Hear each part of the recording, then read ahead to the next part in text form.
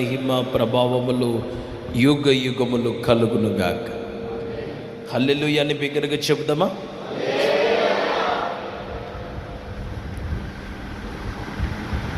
అది యాకోబు జీవించినటువంటి కాలం. తన జీవితంలో ఆశీర్వదించబడాలి అన్న ఒక ఆలోచనతో నింపబడి ఆశీర్వాదము కోసం ఎన్నో ప్రయత్నాలు, ఎన్నో ప్రయోగాలు జరిగిస్తున్న కాలం. కేవలం ఒక్కటే ఉద్దేశం, నేను ఆశీర్వదించబడాలి. ఆశీర్వదించబడాలి అన్న ఉద్దేశంతో దేవునిని ప్రక్కన పెట్టి దేవునితో పని లేకుండానే సొంత జ్ఞానాన్ని వాడి సొంత ఉద్దేశాలతో నింపబడి ఏదో ఒక విధంగా తన జీవితంలో పైకి రావాలని ఆలోచన చేశాడు. తను చేసినటువంటి ప్రయత్నాల్లో విఫలమైన వ్యక్తిగా మార్చబడ్డాడు. ఆశీర్వదించబడుట కొరకు సొంతం అన్నగా పిలవబడిన యాకోబు వాళ్ళ అన్న పేరేం పేరు? ఏశావు. ఏశావుని మోసం చేశాడు. తన తండ్రిని పేరు ఇస్సాకు. ఇస్సాకును కూడా మోసం చేశాడు. ఒకటే ఉద్దేశం, దీవించబడాలి అని, ఆశీర్వదించబడాలి అని. నేనేమంటానంటే, ఈ లోకంలో ఒకళ్ళ స్థలాలు ఒకళ్ళు ఆక్రమించుకోవచ్చు, ఓకే, ఒకళ్ళ ఆస్తులు ఇంకొకళ్ళు జప్తు చేసుకోవచ్చు, ఒకళ్ళ పిల్లల్ని ఇంకొకళ్ళు పెంచుకోవచ్చు, ఈ లోకంలో ఇటువంటి కార్యాలు జరిగించుకోవచ్చు. కానీ దేవుడిచ్చే ఆశీర్వాదం ఐశ్వర్యాన్ని ఇస్తుంది. దేవుడిచ్చే ఆశీర్వాదం శాశ్వతమైన ఆశీర్వాదం. ఒక్కసారి ఆ ఆశీర్వాదాన్ని నీకు దేవుడు అనుగ్రహిస్తే ఇక నీ జీవితంలో మరెన్నడూ ఆ ఆశీర్వాదము నీతో ఉన్నవాడు అనుభవించలేనంతగా ఇచ్చటం ప్రారంభిస్తాడు ఆయన నామంలో. హల్లెలూయా అని బిగ్గరగా చెప్పండి. సరే, చాలా కష్టపడ్డాడు. సొంతం అన్నని మోసం చేయటం అంటే అంత తేలికైన పని కాదు. రోజు చూసే తండ్రిని, రోజు మాట్లాడే తండ్రితో ఎంతో చాకచక్యంగా ఎక్కడ బయటపడకుండా ఆశీర్వదించబడటం కూడా అంత చిన్న విషయం కాదు. సరే, ఆశీర్వదించబడ్డాను, దీవెనలు వచ్చాయి అని అనుకున్నాడు యాకోబు. ఒక దినాన ఈ శపితమైన జీవితంలో ఉన్న ఆశీర్వాదం నిజమైన ఆశీర్వాదము కాదని గ్రహించి, ఆస్తులున్నాయి, ఐశ్వర్యవంతుడయ్యాడు, 2 భార్యలు ఉన్నారు ఆయనకి. ఇప్పుడు ఒక్కళ్ళు కూడా కాదు. యాకోబుకి భార్యలు ఎవరు? లేయా. 2 భార్యల్ని కలిగి ఉన్నాడు. పిల్లల్ని డజన్ల పిల్లల్ని కన్నాడు. ఎవరిని బట్టి సంతోషం లేదు. పిల్లల్ని పంపించేశాడు, ఆస్తిపాస్తుల్ని పంపించేశాడు, అందరినీ పంపించేసి ఒంటరిగా మిగిలిపోయాడు. జాగ్రత్తగా అందరూ వినండి. ఈ ఒంటరితనంలో గుండె నిండా భయం. అన్నొచ్చి ఎప్పుడు చంపేస్తాడో, వాడు చాలా కోపంగా ఉన్నాడు. నన్ను మోసం చేస్తావారా నువ్వు అని చెప్పి, మా అన్న నన్ను చంపుతాడేమో అన్న భయంతో యాకోబు బిక్కుమనుకుంటూ ఒక స్థలంలో పడుకొని ఉన్నాడు. ఆ స్థలంలో తాను ఒంటరివాడు అని అనుకున్నాడు. ఎవ్వరూ తనకి తోడు లేరు అని అనుకున్నాడు. అందరూ తనను విడిచిపెట్టారు అని అనుకున్నాడు. తెలిసో తెలియకో నేను చేసిన తప్పుకి నా సొంత అర్థం కాని పరిస్థితుల మధ్యలో బిక్కుమనుకుంటా నిరాశ్రయునిగా, దేనికి కొరగాని వ్యక్తిగా తన జీవితంలో మిగిలిపోతే దర్శించాడు. దేవుడు యాకోబును దర్శించి మాట్లాడిన మాటను మీకు చదివించి నేను వర్తమానంలోకి వస్తాను. 28వ అధ్యాయం అందరము జాగ్రత్తగా గమనిద్దాం. 15వ వచనం నుంచి చదువుతాను, చూడండి. ఇదిగో నేను నీకు తోడై ఉండి. మొట్టమొదటి మాట, సర్వోన్నతుడైన దేవుడు తనని ఒక కళ ద్వారా దర్శించాడు. ఆ కళలో ఒక నిచ్చెన, ఆకాశానికి భూమికి. అందరు వింటున్నారు కదా. ఎన్నో భయాలతో ఉన్న ఈ మనిషికి ఆ నిచ్చెన కనపడింది. ఆ దర్శనంలో ఆ నిచ్చెన మీద దేవుని దూతలు ఎక్కుతా దిగుతూ ఉన్నారు. ఆయనకు అర్థం కాలేదో అంతే పడుకొని ఉన్నాడు. దేవుడు ఆయనతో మాట్లాడటానికి ఆయన చేసినటువంటి పని మీరు జాగ్రత్తగా గమనించాలి. దేవుడు ఆయనతో మాట్లాడుతున్నాడు, ఇదిగో నేను నీకు తోడై ఉండే. ఈ లోకంలో మనుషులమైన మనకి రకరకాల భయాలు ఉంటాయి. ఆ భయాలన్నిటిలో మనకు తోడుగా ఉండగలిగిన వాళ్ళు ఈ లోకంలో ఎవరున్నారు? మనం ఈ పూట ఆరాధిస్తున్న ఆ యేసయ్యే మనకెల్లప్పుడూ తోడుగా ఉంటాడు ఆయన నామంలో. హల్లెలూయానండి. అయితే ఈ మందిరం బాహ్య సంబంధమైన ఆశీర్వాదాల కొరకే కట్టబడిన మందిరం అయితే కాదు. మందిరం అసలు ఎందుకో దేవుడు కట్టమన్నాడు. పాత నిబంధన కాలంలో దేవుడు ప్రత్యక్ష గుడారాన్ని కట్టమన్నప్పుడు అక్కడ నేను నిన్ను కలుసుకుంటాను అనే మాట అక్కడ వాడతాడు. దేవుడు ఒక మనిషిని కలుసుకోవటానికి ఏర్పాటు చేసిన స్థలమే దేవుని మందిరం. నిన్ను కలవాలని, నీతో మాట్లాడాలని, నిన్ను దిద్దాలని, నిన్ను సరిచేయాలని, నీ బలహీనతలను ఎత్తి చూపించాలని, నువ్వు వెళ్తున్న మార్గము సరైనది కాదని నీకు బోధించుట కొరకే ఏర్పాటు చేయబడిన స్థలం దేవుని మందిరం. ఈ రోజున దేవుని మందిరంలో చాలామందికి ఎట్లా మార్చబడ్డాయంటే చాలా సరదా స్థలాలలాగా మిగిలిపోయాయి. మందిరంలోకి వచ్చిన తర్వాత అమ్మో ఇది దేవుని మందిరం కదా అన్న భయం చాలామందికి ఉండట్లేదు. మందిరానికి ఎందుకు వస్తున్నారు ఈ కాలంలో అంటే రోగాలు పోవటానికో, అప్పులు తీరటానికో, అవసరాలు తీర్చుకోవటం కోసమో మందిరానికి వస్తున్నారు. ఈ లోక సంబంధమైన జీవితాన్ని జీవించుట కొరకు కాదు ఈ మందిరం. పర సంబంధమైన ఆశీర్వాదాలు అనుభవించుట కొరకు దేవుడు మన కొరకు ఒక మందిరాన్ని ఏర్పాటు చేశాడు ఆయన నామల్లో. ఒక మాట మీరు గుర్తుపెట్టుకోండి. ఒక ప్రాంతంలో ఒక హాస్పిటల్ కడుతున్నారంటే దాని అర్థం అక్కడ కొంతమందికి ఉన్న రోగాలు తగ్గుతాయని, అక్కడ కొంతమంది బాగుపడతారని. ఒక ప్రాంతంలో ఒక పోలీస్ స్టేషన్ కడుతున్నారంటే దాని అర్థం అక్కడ కొన్ని గొడవలు తగ్గుముఖం పడతాయని. ఓకేనా? ఒక ప్రాంతంలో ఒక బడి కడుతున్నారంటే అర్థం అక్కడ ఆ స్థలంలో అక్షరాస్యత పెరుగుతుంది, నిరక్షరాస్యత తగ్గిపోతుంది అని. కొంచెం చదువుకునే వాళ్ళు పెరుగుతారని దాని అర్థం. ఒక ప్రాంతంలో ఒక మందిరం కట్టబడిందంటే దాని అర్థం అక్కడ అనేకుల జీవితాలు కట్టబడబోతున్నాయని దాని అర్థం.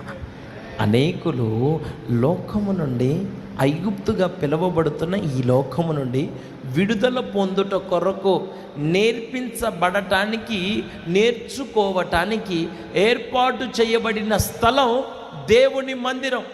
ఇక్కడికి వచ్చిన తర్వాత నువ్వు నేర్చుకోవాల్సింది లోకంలో ఇంకెట్లా బ్రతకాలో నేర్పించటానికి కాదు మందిరం ఉంది. ఇంకా లోకానుసారమైన వ్యక్తికి ఎట్లా మార్చబడటానికో కాదు మందిరం ఉంది. మందిరానికి వచ్చినాక, వాక్యం విన్నాక ఇంకా మనలో అవిధేయత ఏంటి, మనలో మూర్ఖత్వం ఏంటి, మనలో అజ్ఞానం ఏంటి, మనలో లోకాశలు ఏంటి, అసలు మనలో పాపం ఏంటి, మనమేంటి లోకం కోసం బ్రతకడం ఏంటి? బైబిల్ తెలియనోడు అట్ట బ్రతికితే వేరు, బైబిల్ తెలియనోడిలో అవిధేయత ఉంటే వేరు, బైబిల్ తెలియనోడిలో లోకాశలు ఉంటే వేరు. మనకి వాక్యం తెలిసింది, వాక్యం వింటున్న ప్రజలు మనం ఆ వాక్యం వింటుండగా మన హృదయాలు రూపాంతరపరచబడాలి. యేసు లాంటి జీవితాన్ని జీవించగలిగిన స్థితిలోనికి మన జీవితాలు నడిపించబడాలని ప్రభు కోరుకుంటున్నాడు. కానీ అదేంటో అర్థం కావట్లేదు. మందిరానికి వచ్చి వాక్యం విని వాక్యానుసారంగా బ్రతకాల్సింది పోయి, వాక్యానుసారంగా అడుగులు వేయాల్సింది పోయి చాలామంది వారి జీవితాలలో వాక్యం విని అవిధేయులు అవుతున్నారు. మందిరానికి వచ్చి లోకంతో సంబంధాలు బలంగా పెంచుకుంటున్నారు, దేవునితో ఉన్న సంబంధాలను తుంచుకుంటున్నారు, తెంచుకుంటున్నారు. దేవునితో ఉన్న సంబంధం బలహీనమైంది, లోకంతో ఉన్న సంబంధాలు బలంగా మార్చబడ్డాయి. దేవుడు నీకు ఆరోగ్యాన్ని ఎందుకు ఇచ్చాడు? ఈ మందిరంలో మరణ పడక నుంచి దేవుడు నిన్ను ఎందుకు లేపాడు? నీ మరణాన్ని ఎందుకు వాయిదా వేశాడు? సజీవు లెక్కలో దేవుడు నిన్ను ఎందుకు ఉంచాడు? మందిరం అసలు ఎందుకు ఉందండి? మందిరం దేని కొరకు ఉంది? దేని కొరకు ప్రోత్సహించబడటానికి దేవుడు మందిరాన్ని ఇచ్చాడు. ఈ మందిరానికి వచ్చి వాక్యం మీరు ఏం వినాలి, విన్న తర్వాత మీరు ఎట్లా ప్రవర్తించాలి? మీరు ఎప్పుడైనా గమనించారా? ఒక హాస్పిటల్ నుంచి ఒక వ్యక్తి బయటకు వచ్చినప్పుడు, ఒక వ్యక్తికి ఆపరేషన్ అయిన తర్వాత ఆ ఆపరేషన్ అయిన వ్యక్తి ఎట్లా జాగ్రత్తగా నడుస్తాడో తెలుసా మీకు? ఆ కుట్లు వేసిన కుట్లు అవన్నీ పికిలిపోకుండా ఆ డాక్టర్ చెప్పిన ఆ నియమాలు, పత్యాలు అంటారు కదా, వాటిని ఎంత జాగ్రత్తగా పాటించాలి. ఒక హాస్పిటల్ నుంచి బయటకు వచ్చే వ్యక్తి చాలా వేదనతో వస్తాడు. అమ్మో, నాకు ఆపరేషన్ అయింది, నేను ఇక్కడ నుంచి జాగ్రత్తగా బతకాలి అని. లోకంలో ఒక సినిమా హాల్లో నుంచి ఒక వ్యక్తి బయటికి వస్తే ఆ సినిమాలో అయితే ప్రవర్తించాడో, ఆ హీరో ఏ సొక్కా అయితే వేసుకున్నాడో, ఆ హీరో ఏ మాటలైతే మాట్లాడటానికి పూనుకున్నాడో, ఏ బండి అయితే నుంచి బయటకు వచ్చిన వ్యక్తి కోరుకుంటున్నాడు. కానీ ఈ రోజున మందిరం నుంచి బయటకు వచ్చిన వ్యక్తి ప్రభువులాగా బ్రతకటానికి ఇష్టపడట్లేదు. మీలో ఎంతమంది వాక్యం విని అవిధేయులయ్యారు నాకు చెప్పండి? దేవుని వాక్యం విన్న తర్వాత మీకు లోకంలో బ్రతకబుద్ధి అయిందా? దేవునితో బ్రతకబుద్ధి అయిందా? మందిరం ఎందుకుందనుకున్నారు మీరు? అంటే ఈ మందిరం కట్టబడింది మీరు విచ్చలవిడిగా బతకడానికా, మీకు నచ్చినట్టుగా జీవించడానికా? ఒక మాట గుర్తుపెట్టుకోండి, దేవుడు ఒక మనిషికి జీవితాన్ని ఇచ్చింది. ఒక కుక్క బతికింది, ఎర్నెస్ట్ పాల్ బతికాడు. ఒక కుక్క చచ్చిపోయింది, ఎర్నెస్ట్ పాల్ చచ్చిపోయాడు అన్న బతకటానికి దేవుడు ఈ జీవితాన్ని ఇవ్వలేదు. నువ్వు పుట్టిన దగ్గర నుంచి చచ్చిపోయే జీవితం. సమర స్త్రీ ప్రభు దగ్గరికి వచ్చిన తర్వాత ఆ బిడ్డ తన జీవితంలో పాపాన్ని సంపూర్ణంగా విడిచిపెట్టింది. యేసయ్య తనతో మాట్లాడినప్పుడు సమర స్త్రీతోనే నీకు ఐదుగురు బెనిఫిట్లు ఉన్నారని తన పాపాన్ని ఎత్తి చూపించినప్పుడు ఇక నువ్వు పాపం చేయదన్న మాట చెప్పలేదు. తన స్థితిని చూపించగానే ఆమెకు ఒక ఆలోచన వచ్చింది, నేను ఇట్లా బ్రతకడం నాకు మంచిది కాదు, ఈ పాప పుష్టి నేను జీవితంలో నేను ఉండకూడదు అన్న గ్రహింపులోనికి ఆ బిడ్డ నడిపించబడింది. ప్రియులారా, ఈరోజు నేను ఒక మాట మిమ్మల్ని అందరినీ అడగాలి. వాక్యం ఏంటంటే మీలో ఏ గ్రహింపు వస్తుంది? వాక్యం ఏంటంటే మీలో ఏ ఆలోచన కలుగుతున్నాయి? పని లేక పాస్టర్ ఉన్నాడు అనుకున్నారా? పని లేకనే మందిరం కట్టబడేది అనిపించిందా? ఏదో లోపల ఉన్న గుళ్ళ లాంటి గుడిని మందిరాన్ని మీరు అట్లా భావించారా?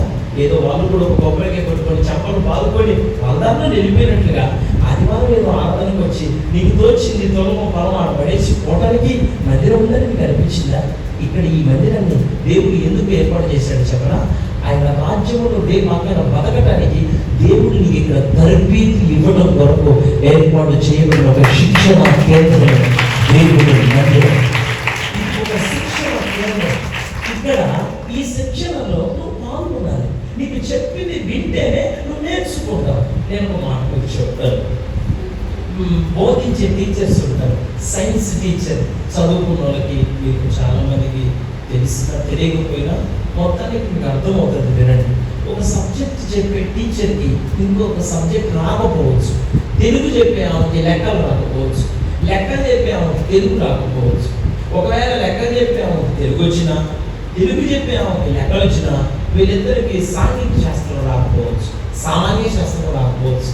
కానీ నేను ఒక మంచి మాట మీ అందరికీ చెప్తాను, యేసయ్య ప్రతి శాస్త్రాన్ని బోధించగలిగిన సమర్థుడు. ఆయన మంచి బోధకుడు, మీకు ఏమైనా నేర్పిస్తారు. మత్తయి 11:28-29 వచనాల్లో మీరు ఇంటికి వెళ్ళిన తర్వాత చదువుకోండి. మీ మీద నా కాళ్ళు ఎత్తుకొని నా యొద్ద నేర్చుకోండి. నేను ఒక మాట నా వైపు చూడండి. ఏం ఎత్తుకోమన్నాడు, ఏం నేర్చుకోమన్నాడు? ఇక్కడ మీకు ఏం నేర్చుకున్నాడు దేవుడు? ఏం ఎత్తుకొని బ్రతకమని చెబుతున్నాడు దేవుడు? మీ మీద నా కాడి ఎత్తుకొని అన్నమాట. నా మీద దేవుని కాడి మోపబడాలి. దేవుడు అన్నమాట నా కాడి సులువు అన్నమాట. కుటుంబ భారం అనే కాడి సులువ, పిల్లల భారం అనే కాడి సులువ, అప్పుల భారం అనే కాడి సులువ, ఈ లోకంలో బతకటం అనే కాడి సులువ, కష్టం. ఒక కాడిని మొయ్యాలి అంటే రెండెత్తులు ఉండాలి. రెండెత్తులు ఉంటేనే ఆ కాడి బయట కష్టం అవుతుంది. కానీ దేవుడు ఏమంటాడు? నా కాడి సులువు అంటాడు. ఎందుకంటే అది ఆయన కాడి కనుక. ఆయన కాడి ఎందుకు సులువు అంటే ఆ కాడి ఎట్లా మోయాలో ఆయన నీతో ప్రతి క్షణం ఉండి నీకు నేర్పిస్తూ ఉంటాడు ఆయన నామములో. ఈ రోజున చాలా బాధాకరమైన విషయం ఏంటంటే మందిరంలో నుంచి అవిధేయులైపోతున్నాం మనం చూస్తున్నాం ఈ కాలంలో. మందిరంలో వచ్చి లోపల తెలిసిపోయిన వారిని చూస్తున్నాం. మందిరంలో నుంచి వెళ్ళిపోయి లోకాశలు కలిగిన వ్యక్తులుగా బ్రతుకుతున్న వారిని చూస్తున్నాం. ఒకసారి దేవుని గుమ్మం తొక్కిన తర్వాత, ఒకసారి ఆయన ముఖ దర్శనం చేసుకున్న తర్వాత జీవితంలో ప్రభు కొరకు బ్రతకాలన్న తీర్మానాలు అధికం కావాలి. కానీ నేను చచ్చిన బ్రతికిన ప్రభుత్వం ఉండాలన్న ఆలోచనతో నింపబడాలి. కానీ వాక్యం విన్న తర్వాత మళ్ళా లోకంలోకి ఎట్లా పోగుతవుతుంది మనకి? కుక్క తన వాంతికి తిరిగినట్లు అని బైబిల్లో రాయబడింది. లోతు భార్య వెనుతిరిగి ఉపస్థలమైందని బైబిల్లో ఉంది. అన్నింటిని విడిచిపెట్టి వచ్చినటువంటి ఇస్కరియోతు యూద తన జీవితకాలంలో దేవునితో ఉండి ప్రార్థన నేర్చుకోలేకపోయాడు. దేవునితో ఉండి సమర్పణను నేర్చుకోలేకపోయాడు. వారి ఆలోచన అంతా యేసు ప్రభుతోనే ఉంటాడు, యేసు ప్రభుతోనే పరిచయం చేస్తాడు, యేసు ప్రభుతోనే తింటాడు, యేసు ప్రభుతోనే నడుస్తాడు, యేసు ప్రభు మనిషిని ముద్ర వేపించుకుంటాడు. కానీ జీవితంలో యేసు కోసం యేసులాగా బ్రతికే మనసు ఇస్కరియోతు యూదాకి లేదు. బైబిల్ పట్టుకొని మీరు ఇంతమంది వచ్చారు. ఒక మాట మీరు చెప్పండి, మీరు ఎంతమంది యేసేలా బ్రతకాలనుకున్నారు? మీరందరూ ఒక చిరంజీవిలాగా బ్రతకాలని మీరు ఎంతమంది అనుకుంటున్నారు? ఆయన ఇల్లు మీకు ఇస్తాడంట, ఆయన ఆస్తిలో కొంచెం ఒక భాగవంతున రాసిస్తాడంట అని మీకు చెబితే ఎంతమంది ఒప్పుకునే వాళ్ళు మీరు ఉంటారు కదా. లోకస్తులాగా మాట్లాడాలి, లోకస్తులాగా బ్రతకాలంటే మీరు కోరుకునే వాళ్ళలాగా ఉన్నారు. కానీ యేసులో బ్రతకాలంటే కోరుకునే వాళ్ళు మీరు ఉన్నారా? యేసే మనసుతో నింపబడినటువంటి వ్యక్తులుగా ప్రవర్తించాలంటే మీరు ప్రవర్తించే వాళ్ళు ఉన్నారా? ఏదో విన్న వాక్యంలో మీ ప్రవర్తనలో విధేయత ఎక్కడ లోపించిందండి? వాక్యం లోపమా, దైవజనుడిలో లోపమా, లేకపోతే దేవుడే చేతగానట? నీ జీవితంలో నువ్వెందుకని యేసులాగా మాట్లాడకపోతున్నావు? నువ్వెందుకని ప్రభు కొరకు బ్రతకలేకపోతున్నావు? ఆయన మాట విన్న తర్వాత ఎటువంటి రాతికుడైనా కరిగిపోతుందని బైబిల్లో రాయబడింది. అంత కఠినాత్మకమైన మనసుతో నువ్వు నింపబడ్డావా? వాక్యం వింటుంటే నువ్వెందుకంటే ఈ మధ్య నుండి చిత్తతాయుడవుతున్నావు? నేను ఒక మాట నేను చెప్తాను, అందరు జాగ్రత్తగా వినాలి. దేవుడు ఒక మందిరాన్ని ఒక ప్రాంతానికి ఎందుకు ఏర్పాటు చేస్తాడంటే అక్కడ ఒక గుంపు సమూహాన్ని తన రాజ్యంలో ఏర్పాటు చేసుకోవడానికి దేవుడు ఒక మందిరాన్ని నిర్మించుకుంటాడు ఆయన నామంలో. ఇప్పుడు ఒక ప్రాంతంలో ఒక మందిరాన్ని దేవుడు కట్టించిన తర్వాత ఆ మందిరం నుంచి దేవుడు పాటగారితనం కలిగిన వాళ్ళు కోరుకోవట్లేదు. మంచి గాన ప్రతిగానాలు చేయగలిగిన వాళ్ళు ఇక్కడ లేవాలా అనేది దేవుడి ఉద్దేశం కాదు. ఇక్కడ నుంచి మంచి వాయిద్య కళాకారులు కావాలి అనేది దేవుడి ఉద్దేశం కాదు. ఇక్కడ నుంచి నువ్వేదో ఇంకా చేస్తావన్న ఉద్దేశాలు దేవుడి మనసులో లేవు. ఇక్కడ నుంచి సమర్పణ కలిగిన వాళ్ళు లేపబడాలి అనేది ఆయన సంకల్పం. ప్రాణార్పణముగా భయపడి ప్రభు వరకు బ్రతకాలన్న తీర్మానం అడిగి రాదగిన బిడ్డలను ప్రభు చూడటానికి ఒక దైవజనుడు దేవుడు నిలబడతాడు. దైవజనుడి దేవుడి పనికి గురి చేస్తాడు. అనారోగ్యములను బట్టి, ఆర్థిక పరిస్థితులను బట్టి, కుటుంబ పరంగా, ఆత్మీయంగా అన్ని రకాలుగా ఒక దైవజనుడి దేవుడు నలగబొట్టి ఇక్కడ నిలవబెట్టినందుకు నేను ఒక మాట మీకు చెప్తాను. మిమ్మల్ని ఎవరన్నా ఒక మాట మాట్లాడితే మీరు వెంటనే అనే మాట, నేను ఈ చర్చికి రాను, నన్ను వాళ్ళు పట్టుకుని ఆ మాట అన్నారు, నన్ను ఆ మీద లేనిపోయి నిందేశారు, నన్ను అనవసరంగా అంత మాట అన్నారు, నన్ను ఎందుకు అనాలా, నేను నాలో తప్పుందా, నేనేమైనా చేశానా, నన్ను ఎందుకు ఇట్లా అంటున్నారు అని మనం అంటాం. నేను ఒక మాట మీకు చెప్తాను, ఏమీ చేయకపోయినా ఒక దైవజనుడి గురించి ఎంతమంది ఎన్ని దుర్భాషలు ఆడతారు, మమ్మల్ని ఎన్ని బూతులు తిరుగుతున్నారు, ఎంత నోటుకొచ్చినట్టుగా మాట్లాడుతున్నారు, అంత విసిరెడ్డిగా ప్రవర్తిస్తున్నారు, ఎంత ఇబ్బందికరమైనటువంటి మాటలను మహిళగా వ్యక్తపరుస్తున్నారు. మీలో అసలు బయట వాళ్ళ గురించి పక్కన పెడితే మీలో ఎంతమంది ఒక దైవజనుడు అర్థం చేసుకోలేను మీలో ఎంతమంది ఉన్నారు? నా గురించి మీ దైవజనుడి గురించి ఆయన మీకు దైవజనుడు కనుక మీ దైవజనుడి గురించి మీరు ఎన్నిసార్లు మీ హృదయంలో రకరకాల ఆలోచన కలిగిన వ్యక్తులుగా, రకరకాల మాటలు మాట్లాడే వ్యక్తులుగా వీళ్ళు ఎంతమంది మాట్లాడారు? ఎన్నో మాటలు మీ అయ్యగారి చెవికి వినపడ్డారు, మీ అయ్యగారి చెవిలో పడ్డారు. ఎప్పుడైనా ఈ సేవ నేను చేయలేను, ఈ సేవ చేయడం నా వల్ల కాదు, ఈ ప్రాంతంలో నేను ఉండలేను, ఈ ప్రాంత ప్రజల మధ్యలో నేను ఈ మనస్సును పోయలేనన్న ఆలోచనతో ఏనాడైనా మీ దైవజనుడు ఒక ఆదివారం నాడు మీ మీద అలిగి, మీ మీద కోపపడి నేను ఇక సేవ చేయదలుచుకోలేదని చెప్పి ఎప్పుడన్నా ఒక ఆదివారం ఆరాధన మానేసాడా? ఒక ఆదివారం ఆరాధనకు మీ మందిరం మూతపడిందా? ఎందుకు మానేయట్లేదు? ఎందుకు మానుకోవట్లేదు? ఎన్నో నిందలు మాకు, ఎన్నో దెబ్బలు మాకు, మా గుండెకి తగిలా ఇప్పటికీ నిలవబడి మేము ఎందుకు పనిచేస్తున్నాం? కారణం ఏంటిది? వీటన్నిటికంటే ముఖ్యమైనది దేవుని రాజ్యం. సాధారణంగా ఏం చేస్తున్నాడు చెప్పనా, ఇక్కడ నీకు గురి లేని వ్యక్తిగా నిన్ను మారిస్తే, ఎక్కడికి వెళ్ళాలో నీకు గమ్యం తెలియకపోతే, గమ్యమే కనపడకుండా నీకు చేస్తే, దేవుని రాజ్యం యొక్క ఔన్నత్యం నీకు అర్థం కాకుండా చేస్తే, నీ బ్రతుకు పతమైపోయింది, నీ బ్రతుకు కుక్కలు చింపిన విస్తరాకులా మార్చబడిందని, నువ్వు ఏమి విన్నా అన్ని మర్చిపోయేటట్లు, ఏమి విన్నా దాని ప్రకారం బ్రతకనివ్వకుండా అయ్యేటట్లుగా అపవాదిగాడు నిన్ను బాగా ప్రేరేపిస్తున్నాడు. ఈ పూట నా దేవుడు నీతో మాట్లాడదలుచుకున్న మాట ఏంటంటే, మందిరం ఉంది మనకు నచ్చినట్టుగా బ్రతకడానికి కాదు, మందిరం ఉంది మనము మనకిలాగా మిగిలిపోవడానికి కాదు. ఆయన వచ్చేంత వరకు ఇదే దుర్మార్గతతో, ఇదే అవిశ్వాసంతో, ఇదే మూర్ఖత్వంతో, ఇదే అజ్ఞానంతో నువ్వు బతికేమనుకో, ఈ మందిరంలోనే విడవబడిన వ్యక్తిగా నువ్వు మార్చబడతావు. ఇంత శిక్షణ కేంద్రంలో ఇంత కష్టపడి, ఇంత ప్రయాసపడి ప్రభు కొరకు బ్రతకాలన్న తీర్మానంలోనికి నువ్వు వచ్చి నీ జీవితంలో రేపు దేవుడు నిన్ను విడిచిపెట్టు. నేను ఎప్పుడు మీకు చెప్తాను ఈ మాట. మా చెల్లిలో ఎవరో మరి ఇప్పటికీ తెలియలేదు, ఎవరో ఒక ఆమె ఒక శిశువుని కన్న శిశువుని తెలియదు, ఆమె ఎట్లా కన్నదో ఏమైందో మనకు తెలియదు, కానీ ఆ కన్న శిశువుని ఎప్పటికీ తెలియకుండా మాచర్ల ఊరి బయట ఎక్కడో ఓ ముళ్ళ పొదల్లో ఆ గోతాలన్నింటిలో సంచులను, గోని సంచులలో చుట్టి ఆ శిశువుని దాంట్లో పడేసి ఆమె దాన్ని ఆమె వెళ్ళిపోయింది. కొద్దిసేపటికి ఎప్పటికో ఒక కుక్క ఆ గోని సంచి దగ్గరికి వెళ్ళి ఆ గోని సంచిని ఈడ్చుకొని అది ఊళ్ళోకి తీసుకొని వచ్చింది. ఊళ్ళో ఆ బజార్లో ఆ వీధిలో ఉన్న కుక్కలన్నీ ఆ శిశువుని పట్టుకుంటే, కొన్ని కుక్కలు పొట్టని పట్టుకున్నాయి, కొన్ని కుక్కలు కాళ్ళని పట్టుకున్నాయి, కొన్ని కుక్కలు తలని పట్టుకున్నాయి, కొన్ని కుక్కలు చేతుల్ని పట్టుకున్నాయి. అన్నీ పట్టుకొని ఇట్లా లాగితే ఒక కాగితం చిరిగిపోయినట్లుగా వాడు చిరిగిపోయాడు కుక్కల మధ్యలో. ఒక తల్లి విడిచిపెడితేనే వాడి బ్రతుకుదైతే, దేవుడిని విడిచిపెడితే, దేవుడిని కావాలనుకుంటే, దేవుడిని దాటిపోతే ఎంతకాలం బ్రతుకుతారు ఈ భూమి మీద? ఎంతకాలం ఉన్నాం అనుకుంటున్నాం ఈ భూమి మీద? 50-60 సంవత్సరాలకి రోగాలు వస్తున్నాయి. ఈ లోకంలో మన బతుకు తీరుని ఎవరు కోరుకోరు మీకు తెలుసా? దేవుడికి దూరం అయిపోదాం అనుకుంటున్నావు కదా నువ్వు వాక్యం విని, దేవుడి మందిరానికి దూరం అయిపోదాం అనుకుంటున్నావు కదా నువ్వు వాక్యం విని. ఇంత వాక్యం విన్న తర్వాత నువ్వు మందిరానికి మొత్తంగా ఉన్నావు పేరుకి, కానీ నువ్వు దేవుడి కోసం బ్రతికే ఆలోచనలు లేవు. నువ్వు పైకి కనపడుతున్నట్టు లోపట లేవు, పైన ఉన్నట్లుగా లోపల నీ మనస్సు లేదు. అనవసరమైన ఆలోచనలన్నీ నీ మనసును పెట్టుకొని దేవుని శిక్షణలో, దేవుని నిఘాలో బతుకుతున్నాం. ఇక్కడ మీకు సీసీ కెమెరాలు కనపడకపోవచ్చు, సీసీ కెమెరాలు ఇక్కడ పెట్టకపోవచ్చు, కానీ ఈ స్థలం ముందు కూడా దేవుడు ఉన్నాడు. ఆయన పేరు చూచున్న దేవుడు. నా కన్ను ఇదంతా చూచును అన్నది.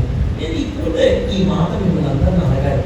వాక్యం విన్నారు కదా, విన్న తర్వాత ఎంతమంది మీరు మీ కుటుంబాలకి దూరం అయిపోదామని ఎవడైనా నన్ను వెంబడింపకోరిన ఎడల తన తల్లినైనా, తండ్రినైనా, అన్నదమ్ముడనైనా, అక్క చెల్లెలనైనా, తన ప్రాణంతో సహా ద్వేషిస్తుంటే వాడు నా శిష్యుడు కాదను అన్నాడు. శిష్యుడు అంటే అన్నిటిని విడిచిపెట్టి యేసయ్యని వెంబడించేవాడు. యేసయ్యని వెంబడించేవాడంట అందరినీ విడిచిపెట్టాలంట. ఈ మాట లోకానికి చాలా విదూరంగా ఉంటుంది. అదేంటి అన్ని ఫ్యాన్ విడిచిపెడతాం, అన్నిటిని విడిచిపెట్టడం మన వల్ల అవుతుందా? అందరినీ విడిచిపెట్టడం మన వల్ల అవుతుందా? ఒక మాట మీరు గుర్తుపెట్టుకోండి. నేను చెప్పిన ఈ మాట ఈరోజు తాళి తీసుకొని రాసి పెట్టుకోండి. మీరు ఎవరెవరి కోసం అయితే దేవుడిని దూరం అయిపోతున్నారో, ఏ పని కోసం అయితే దేవుని పక్కన పెడుతున్నారో, ఏ విషయాలను బట్టి దేవుళ్ళు అవిధేయులుగా మిగిలిపోతున్నారో, ఈ తుచ్చమైన పాపం ఎంతసేపు చేస్తారండి? నాకు అర్థం కాలేదు. పాపం గురించిన అవగాహన దాదాపుగా అందరికీ ఉంటుంది. ఎంతసేపు చేస్తారు పాపం? ఏం తింటారండి? అంత తిండి, ఆ తిండి మడిపోను. ఏం తింటాం? ప్రతిరోజు మీకు నీసు పెడితే మొహం కొట్టేసింది తెలుసా? తింటామా ప్రతిరోజు నీసు? ఏముందండి ఈ తుచ్చమైన లోపంలో? దేవుడి రాజ్యం శ్రేష్ఠగా ఆ రాజ్యం మూలైపోయిందండి. కానీ మీరు మీకు అర్థం కావట్లేదు. అందుకోసం మీరు ప్రభు కోసం బ్రతకలేకపోతున్నా. నాకు ఈరోజు రాత్రి 2:30కి నాకు ట్రైన్. నేను 6 గంటలకి రావాలి. మా పిల్లగాడి దగ్గర ఈ కార్యక్రమం వద్దని నేను ఉదయం నుంచి ప్రార్థనలో ఉంటే దేవుడు కార్యాన్ని జరిగిస్తాడని నేను ఆశించి 2:30కే నా ట్రైన్ 3:30 గంటలు లేట్ నడిచింది. నేను అలాగే చేసింది మోకరించి అందరినీ తమరాజ్యం ప్రార్థన చేస్తున్నాను. బాబా ఎట్లా తండ్రి నీ రాజ్యం కదయ్యా, నేను ఇప్పుడు చచ్చిపోయినా నీ రాజ్యం నీకు అనుకోను అని నశించిపోయే వాళ్ళు ఎంతమంది ఉన్నారయ్యా. వీళ్ళందరూ ఎప్పుడు రక్షించబడాలి? వీళ్ళందరూ ఎప్పుడు విడిపించబడాలి? వీళ్ళందరికీ ఏంటండి ఫోన్లో ఒకటే పట్టుకొని ఫోన్లు చూసుకుంటున్నారండి. ఆనందం అండి. వాటిని చూస్తే ఏమైనా వస్తుందా? వాటిలో ఉన్న ఆనందాలు నీకేమైనా మిగిలిన ఆనందం డబ్బినంతసేపు ఆనందం, డబ్బిన తర్వాత నీ ఇంట్లో ఉన్నప్పుడు నీ శరీరంలో ఉన్న రోగాలు, నీ ఇంట్లో ఉన్న తెప్పలు ఎవరైనా వచ్చి నీకు తీరుస్తారా? ఈ భూ సంబంధమైనటువంటి జీవితాన్ని నీ జీవిత కాలంలో నువ్వు జీవించి భ్రష్టులంగా, అవిధేయులంగా, దుర్మార్గులంగా మన బ్రతుకులు మనం పాడు చేసుకుంటామా? ఒకటి జీవితం అండి, అందరూ గుర్తుపెట్టుకోండి, ఒకే ఒక్క జీవితం. ఈ ఒక్క చిన్న జీవితం 60-70 సంవత్సరాల జీవితం. ఈ జీవితంలో మనం చచ్చిపోయేసరికి ప్రభు కొరకు ఏదైనా చేయగలిగిన విడుదలగా మనం అవసరం. మన జీవిత కాలంలో ఈ చిన్న జీవితంలో పాపం చేసుకుంటే అంతకాలం బ్రతుకుతామండి. తుచ్చిపోయిన పాపం అదొక ఈ మనుషులు మంచివాళ్ళు కాదండి, మీ కుటుంబీకులు కూడా మంచివాళ్ళు కాదండి. అవసరాన్ని బట్టి నువ్వు అందరితో మంచిగా మాట్లాడుతున్నావు కనుక అందరినీ నువ్వు ప్రేమిస్తున్నారు. నువ్వు మర్యాద ఉన్నావు కాబట్టి అందరు నీతో మర్యాద ఉన్నావు. నువ్వు ఒక మాట మాట్లాడు వ్యతిరేకంగా నేను ఎవరైనా ప్రేమిస్తారు నా అడగ. వారికి నువ్వు అనుకూలంగా ఉన్నంత వరకు నువ్వు వారి దృష్టిలో దేవుడివి. వారికి అనుకూలంగా ఉన్నంత వరకు ఒక మంచి భక్తుడి. వారికి అనుకూలంగా ఉన్నంత వరకు ఉత్తమమైన భార్య. వారికి అనుకూలంగా ఉన్నంత వరకు మంచి పిల్లలు, మంచి తల్లిదండ్రులు. వారికి వ్యతిరేకంగా ఒక చిన్న పని చేసి చూడు, వాళ్ళు నీ శక్తులు అవుతారు తెలుసా? మన వ్యక్తులు పాపులు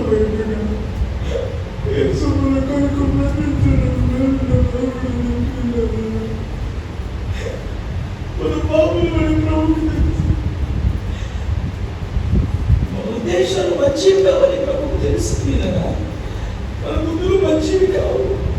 మన పాత ముత్తాతలు పాపంలో పుట్టిన వారి వాళ్ళలో దేవుడి కోసం బ్రతకాలని ఆలోచన దేవుడు కలిగితే ఈరోజు ఎంత వాక్యంగా ఈరోజు నమ్మకంగా ఉన్న విశ్వాసే రేపు పడిపోతున్నాడు. ఒక విశ్వాసం పడిపోతే గుండెలు పగిలిపోతుంది. ఎంతో త్యాగం చేసి సేవకులు వస్తాయి. మా బంధువులు మమ్మల్ని పట్టించుకోకపోయినా, మా కుటుంబీకులు మమ్మల్ని ప్రక్కన పెడుతున్నా, లోకం దృష్టిలో మేము శాతగానే వ్యక్తులుగా మార్చబడ్డాం. మాకు కోపాలు ఉన్నాయి, మాకు క్షణికోద్రేకాలు ఉన్నాయి, మేము కూడా కలుషులమే.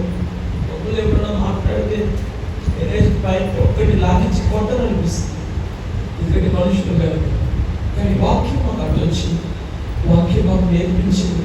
ప్రభు కొరకు బ్రతకాలని, కొట్టబడటానికి, ఈడ్పబడటానికి, అవమానపరచబడటానికి, నిందించబడటానికి ఈరోజు ఎంతమంది విశ్వాసం సిద్ధపరచబడుతున్నారు. నేను మాట్లాడతాను. ఆదిమ సంఘం ఆ కాలంలో వాక్యం ఎంత తిన్నారంటే వాళ్ళ క్రియలను వెల్లడి పరిచారండి. ఆ కాలంలో ఎవ్రీ స్త్రీలను పట్టుకొని తలకెట్టి కంపైకి పెట్టి స్త్రీలని రంపాతో వస్తాయి కదా, రంపాతో మొద్దుని వస్తారు. మీకు తెలుసు, ఈ రోజున ఒక మాట నేను మిమ్మల్ని అంతా అడుగుతాను, నేను ఇంట్లో ఒక దెబ్బ కొడితే నువ్వు మందిరానికి వచ్చి కూర్చుంటావా? నీకు ఇచ్చే ఆ రేషన్ బియ్యం నీకు మానేస్తే నువ్వు మందిరానికి వచ్చి కూర్చుంటావా? నేను ఒక మాట మంచి మాట చెప్తాను, ఈ మందిరాలన్నింటినీ ఒక రోజున పూజ చేస్తాను, కానీ మా ఆత్మీయ ఒక మందిరముగా ఆయన మహిమవంతమైన మందిరాలుగా కట్టబడితే దీని ద్వారా ఎప్పుడు ప్రభుకి మహిమే కలుగుతున్నారు. నా శరీరాన్ని చంపే వారికి బైబుల్ మాట్లాడు. కొన్ని చోట్ల మందిరాలు కట్టడానికి పర్మిషన్ ఇవ్వట్లేదు, మీకు తెలియదు. ప్రమాదం ముచ్చుకొస్తుందంటే మీకు అర్థం కావట్లేదు, ఎన్ని వింటట్లేదు, ఎదురు పెట్టట్లేదు. ఇంకా ప్రజలలో పనిలేనందుకు తండ్రి ఎప్పుడయ్యా వాళ్ళను పాతరపరచబడేది, ఎందుకయ్యా వాళ్ళు ఇంకొని కోసం బ్రతకలేకపోతున్నారండి. ఒక్కటి ఒంటరిగా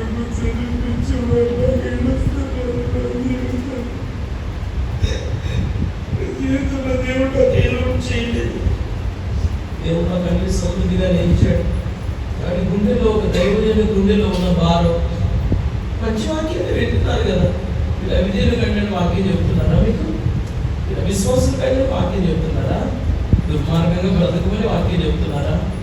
వాక్యం విన్న తర్వాత లోపల ఒకటి పెట్టుకొని పైకి మంచిగా ఉన్నట్టుగా ప్రవర్తించమని మీకు వాక్యం చెప్తున్నారా?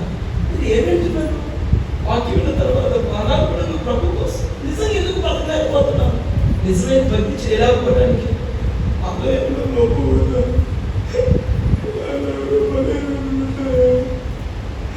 దేవుడు నీకు అభ్యంతరం మార్చుకున్నావా?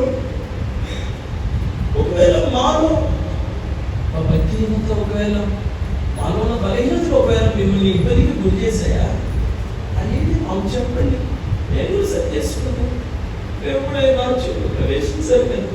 కానీ మీరు ఇంత వాక్యం విని మీ జీవితం దిద్దపడకుండా ఆసక్తి కలిగిన వ్యక్తులుగా మీరు బ్రతకకుండా మీ దేనికి ప్రయోజనం లేని వ్యక్తులుగా మీరు ఇట్లా వచ్చి కూర్చొని ఎన్ని సంవత్సరాలు మీరు కాలయాపన చేసినా మీ జీవితాన్ని దీర్ఘకాలంగా ఉండదండి.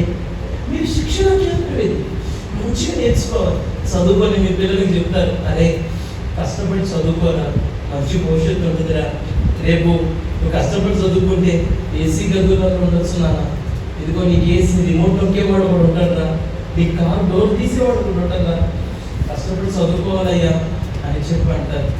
ఆ మాట అన్నప్పుడు పిల్లగాడికి చదువు మీద ఆసక్తి ఎక్కువ ఉంటుందా, ఆటల మీద ఆసక్తి ఎక్కువ ఉంటుందా? మీరు చెప్పండి నాకు, దేని మీద మనసు ఎక్కువ ఉంటుంది?